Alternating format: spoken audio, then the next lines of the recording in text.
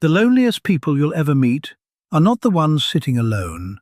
They're the ones at every party, the ones with full group chats, the ones everyone calls when something happens, the ones who always show up.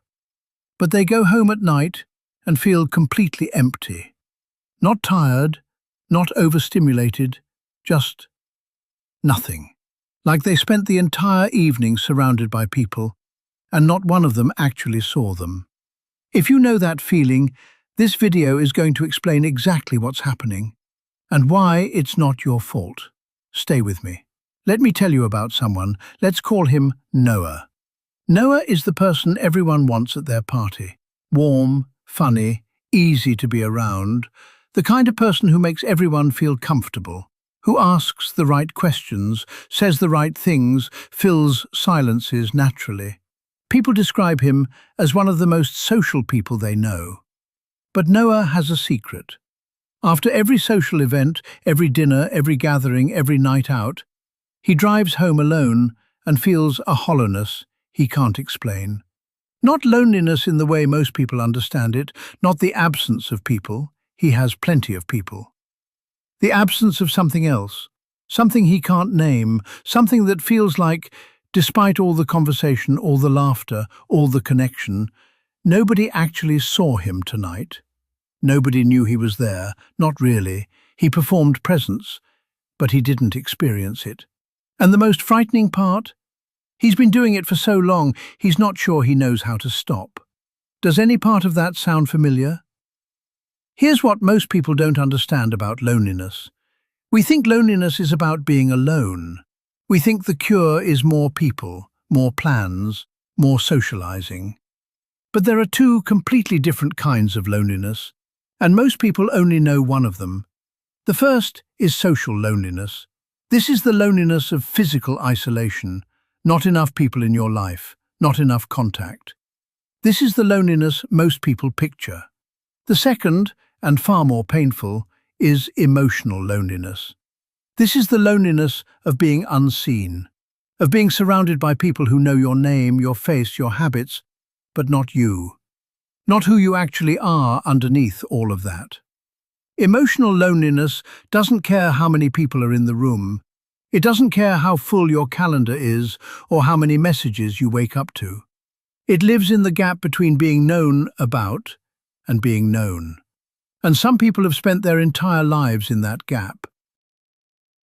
Here's where it comes from. For most people, they have a general ship. Here's where it comes from. For most people, they have supported that we go. His doesn't care that we have little bit fooled. It's said into the loneliness, it's only between the emotional loneliness. His said into the loneliness, it's still be able to weigh their being. They come to be the lonely in the January. Here's where it comes from. For most people, they have a general ship. His said into the loneliness, it still be able to weigh their being. It isn't a great fooled before. It have to do this, it have to be delivered. It lives in the gap that they don't know their being. It lives in the gap of the caller that known. It's definitely delivered. His said into the loneliness, it feelings the gap of the emotional loneliness. His said into the loneliness, it still be able to weigh their being. He's dead into the loneliness, it lives in the gap, but to make the better. Here's where it comes from. For most people that have spent their entire loneliness. For most people who carry this kind of loneliness into adulthood, something happened early, usually long before they had the words to describe it. Maybe they grew up in a home where emotions weren't welcome, where being too much, too sensitive, too needy, too loud, too real, had consequences. So they learned to edit themselves, to present the parts that were acceptable and hide the parts that weren't. Maybe love in their home was responsive to performance. They got warmth when they were easy, approval when they achieved, attention when they were entertaining. And so they learned, unconsciously, gradually, that connection was something you earned through performance, not something you received by simply being. Maybe they just never had the experience of being truly seen by someone, not once. And so they never learned that it was possible, that being known was something that could actually happen. And the child built a strategy. I will be whoever the room needs me to be. I will make everyone comfortable. I will take up the right amount of space, not too much, not too little. And in return, I will be included. I will be liked.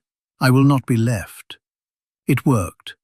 They became extraordinarily good at connection, just not at being connected. Here's what this actually looks like in adult life.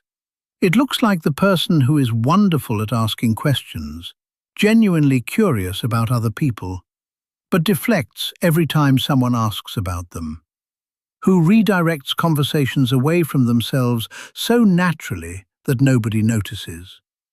It looks like the person who leaves every social event feeling like they gave a performance, who replays conversations not with warmth, but with analysis. Did I say the right thing? Did they like me? Was I too much? It looks like the person who has dozens of friendships that feel an inch deep. Plenty of people to call in a crisis, but nobody who actually knows what the crisis is about. Nobody who knows the real story.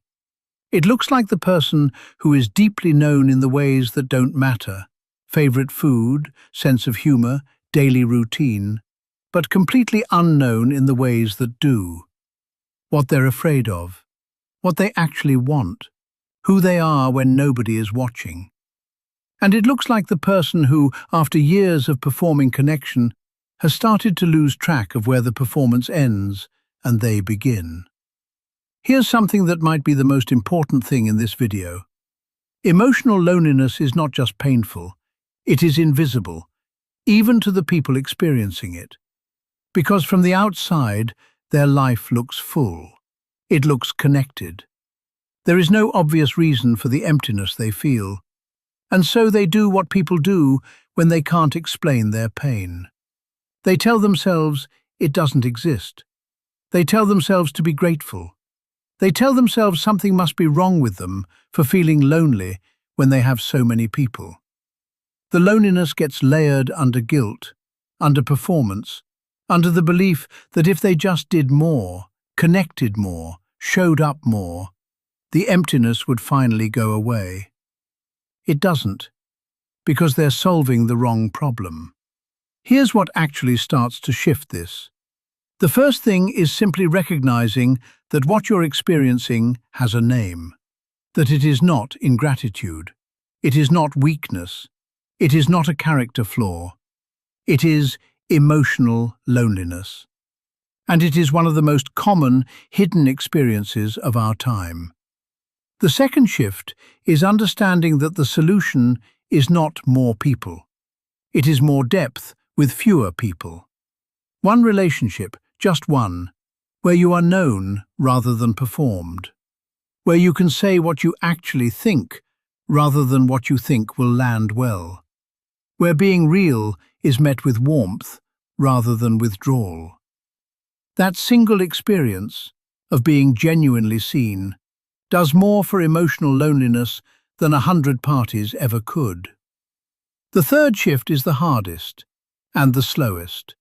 It is learning to let yourself be seen, not all at once, not perfectly, not with everyone, but somewhere, with someone.